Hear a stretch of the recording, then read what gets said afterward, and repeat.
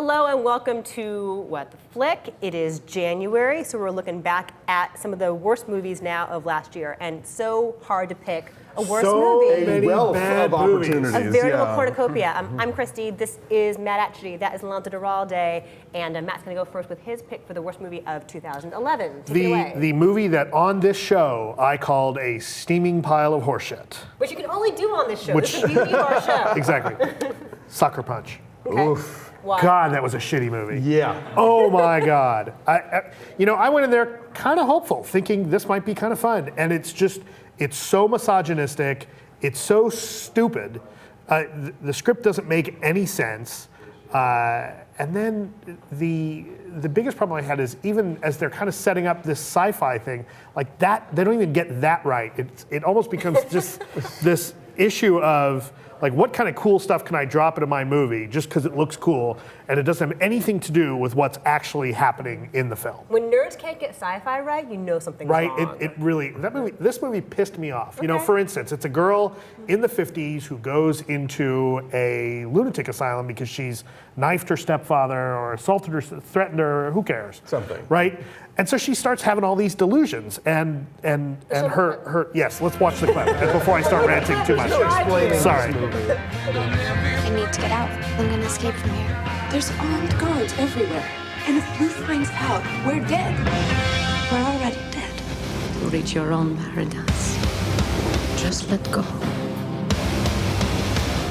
What you're imagining right now, you control this world. What are you looking for? A way out. I'm going to help you to be free. You will need to find 5 items. The first is a map.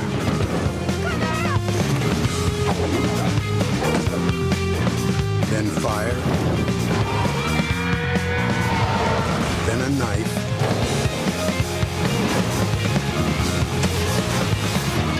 And a key. The 5th thing is a mystery. Begin your journey. It will set you free. So amongst the things, it's bad enough that the script is bad. It's bad enough that just kind of the story doesn't make any sense, that I didn't really buy any of the performances. But the art direction, which would be one of the things that could possibly save this movie. In a Zack Snyder movie. In a Zack Snyder movie. Right. Even that doesn't work for me. And that's what I had a problem with. As I started to say before the clip, it's this woman, it's this girl who gets, in the 50s, put in this asylum, and she starts having these fantasies. And the fantasies involve things, you start seeing like World War II era airplanes and dragons, and that I started to buy. And then you start seeing like these ninja robots that are like, that look like something out of Tron. And I thought, it'd be one thing if she were to, for instance, imagine robots the way they had been shown in the 40s and 50s, like these big atomic-looking thing. But like she's looking at stuff, basically like she starts channeling Daft Punk videos. Yeah, on the train to Saturn or whatever. And it's like, all right, at this point, Zack Snyder is just masturbating on screen. Like it's whatever kind of cool shit he can doodle and put on screen, and it was crap. And it pissed me off. It was a waste of time. I thought it was awful. It made me hurt, that movie. Yeah. Sucker Punch is so bad. Ben and I went to a matinee of Sucker Punch. Oh, yes. Because we didn't see it in time. And so we went to a matinee of it, and people were having sex down the road from us. That's how bad Sucker Punch is. What you didn't realize is that the matinee was actually fucker lunch, not Sucker Punch. I wish I had known that ahead of time. We were prepared. But no, people were like doing it down the road. It was like stadium seating. Like they lifted up the little drink holder thingy. Provide your own entertainment, because this movie's not going to give you any. All right, so please tell me your pick then. Wow. Well, again, this was a bounty year. This was the year they gave us The Roommate, after all. But my ultimate choice is a 4-way tie of the Happy Madison Productions Just Go With It, Zookeeper, Bucky Larson, Born to Be a Star, and Jack and Jill. Once again, Adam Sandler, you have attempted to destroy cinema as we know it. But with Jack and Jill, you've already got usually with his films, you've got the sort of like gross, sort of sentimental, like, oh, family is important stuff, interspersed with all the... That was good Adam Sandler just now. Thank that you. was pretty good. Interspersed with all the poop jokes. But now that when you throw in drag and condescension towards atheists, it is official. Adam Sandler is the white Tyler Perry. Get out of here! You're fired! Hey, how are ya? I don't sell kitty porn, man. Oh, I'm allergic to cats. Self-service, pal. No, I don't want to buy a movie. I want to be in one. We're making a movie! How we doing? Your twin sister. Are you going bald? Huh? No. You're getting fatter, and your hair doesn't realize it needs to cover more face. Okay. We are nothing alike, I promise you. Let's go! Oh my God! Maybe I should stay out through Hanukkah. Oh, Jackie is a twin sister. Identical or fraternal? Nocturnal, like a bat. Finally, some twin time. Compliments of Mr. Pacino. What's this?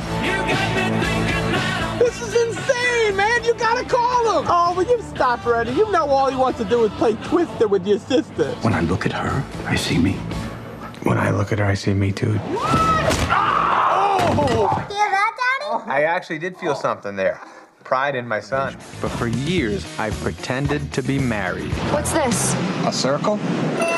Just tell her you're getting a divorce. I just need to hear it from her. I give you my blessing. I have to tweet to all my friends. Oh gosh, I forgot. You're 15. Ow! You have kids? Hi, you guys. Someone put his pee-pee on my face! He put his face on my pee-pee! Danny! Yeah, I created a fake family for that. Griffin, we need to talk. We don't want you to leave. You listen to us, we'll show you how to get the girl. You need to unlock your inner bear. Yeah. Apple bottom jeans, boots with the fur. The whole club was looking at her. Shut. You know what, though? I mean, Jack and Jill is really horrific, but a couple things in his favor. When Adam Sandler is playing next to himself in drag, it's pretty seamless. The effect wise, it's not bad. And I liked Al Pacino. Al Pacino's very funny in it. Because the two good lines in this movie are from Al Pacino. Just go with it. I thought that movie was never going to end. I felt like I was trapped in that theater for 10 hours. And mind you, I watched, when the LA County Museum of Art did that 24-hour Christian Markley film, The Clock. And I sat there for 9 hours with one bathroom break, and I was riveted. And just go with it for the 2 hours and however many minutes it was. I thought it was never going to end. And Bucky Larson, Born to be a Star, that's just unconscionably horrible. Why did you have to go review that? Is that yes. why you went and saw it? Yeah. Okay, I never saw it. I paid and went to a midnight show of that so I could get a review in Friday morning. It was unbearable. It felt like it had been made by chimps. And and Sandler co-wrote the thing, so he takes credit. All I can say about Bucky Larson, 0.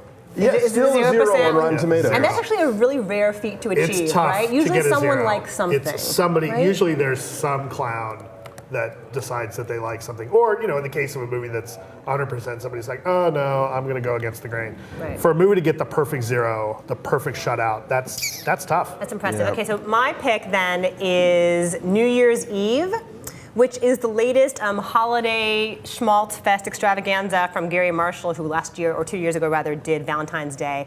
It's basically a mishmash, a pastiche, if you will, of various subplots of various A-list stars, all of them excited about the ball dropping, all of them looking for love in Times Square and whatnot. Take a look. It's New Year's Eve, bro. We're doing something. To celebrate the hope of a new year. My New Year's resolutions. If you can make these come true by midnight, you get these. 4 tickets to that party? You called the right guy. Is that your New Year's dress? It's just something I'm working on for a rainy day. You should wear it tonight. I mean, New Year's is the worst night of all to go out. People who don't drink and party all year suddenly going all Kanye on you. Last year, I met a girl, and she was extraordinary. My water just broke. All of it? You look beautiful. I've been plotting that slap for years. It wasn't nearly as satisfying as I thought it would be. That was closer. Good one. This is the biggest night of my career, and if I screw this up... You won't. The countdown begins. Let's do it! So, what do you think? Somebody's gonna have a happy new year. Resolution number 2, be amazed. Are you amazed? Check. Who are you gonna kiss at midnight? So you went out for a slice of pizza, right? And you may have just run into the one. You know what that's called? Insanity. Serendipity. You don't mess with serendipity. That's what New Year's is all about. Is it New Year's Eve? Is it? I walked out of New Year's Eve thinking, is there any one of these single subplots I would like to see as its own individual film? And your answer was? My answer is no, but it's also impossible to answer sufficiently because each of these little storylines is so flimsy and like no single that's why they're in a character movie is like fleshed this, out though, enough. right? Like- no, I don't know why is anybody in this movie. Why is Robert De Niro in this movie? Why is The Halle check Berry? cleared. Is that The what it check- is? Really? You know what it is? The check clears, and he only has to show up on set for like 2 or 3 days. That's how you get. That's how you get. And because these movies, well, this one I think finally America learned they got burned once by Valentine's Day because Valentine's Day actually made a lot of money the first weekend and then nosedived once the word got out about how terrible it was. But I think for a lot of people, they feel like it's good for them to have a hit on their roster.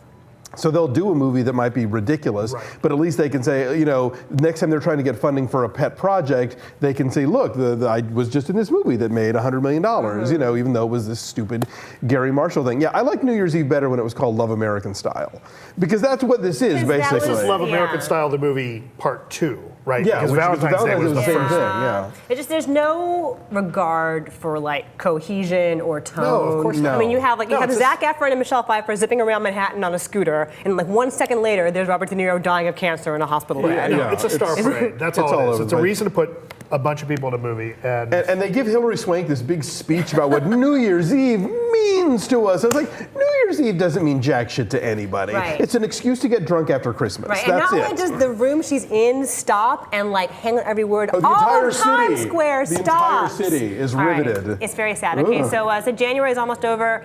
Next week we're going to have actual reviews for you. What's coming out? Contraband comes out next week, and is Haywire next week or 2 weeks? no, Haywire is the 20th. But what did I say yesterday? Joyful Noise I just saw yesterday. right. We're doing that, right? At some point we'll all see Joyful I suppose, Noise. yes, you get to see everything early.